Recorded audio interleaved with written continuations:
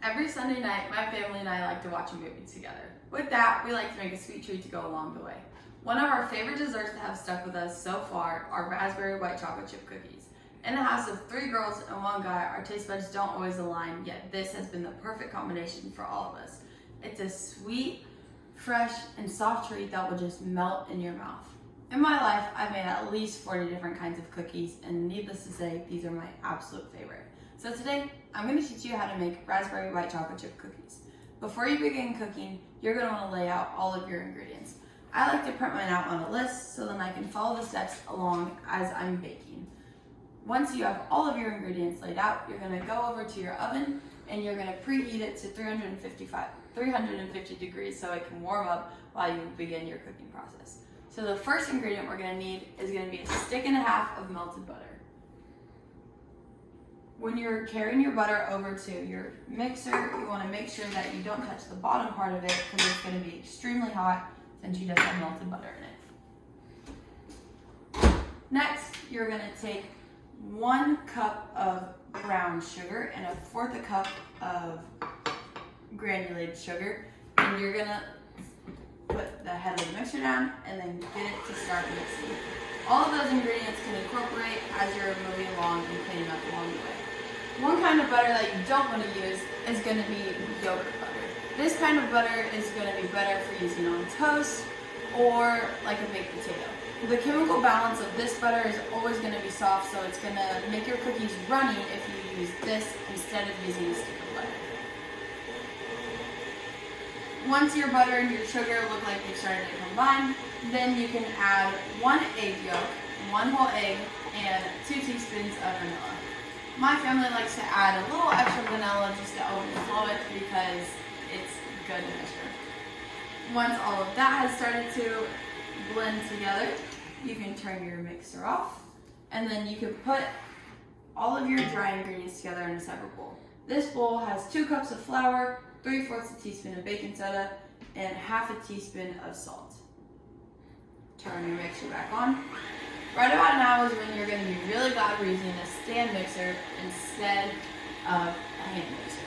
If I was putting my ingredients together in a bowl while using a hand mixer and trying to pour this, it can cause all your flour to go everywhere and make a big mess. Using a stand mixer, I can have both of my hands on the bowl and just lean it right over the edge.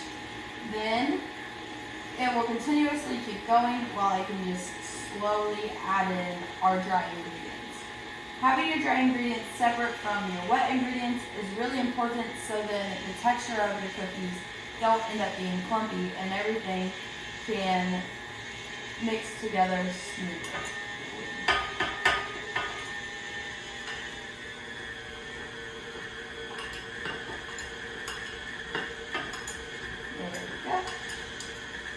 Stand mixers also move a little bit slower, so that whenever you're pouring your ingredients in it, they don't go everywhere.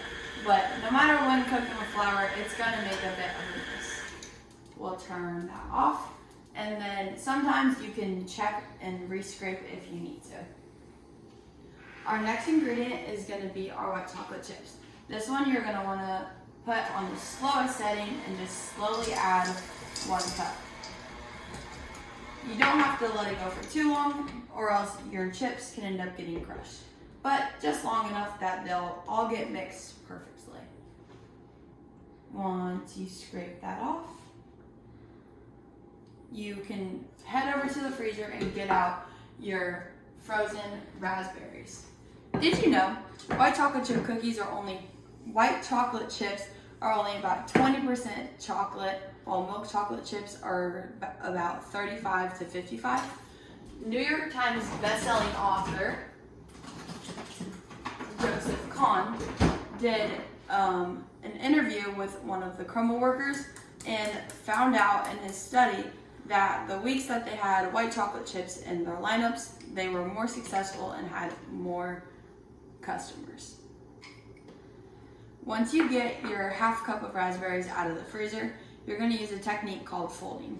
In this, you're going to scrape the bottom of the bowl and press down in the middle. This can incorporate all of your ingredients so then they're evenly distributed and not getting super crushed.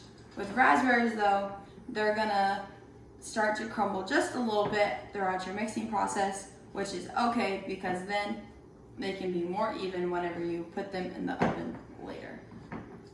Once your batter is completely mixed and looks like this, you can come over to your baking sheet and get your scoop.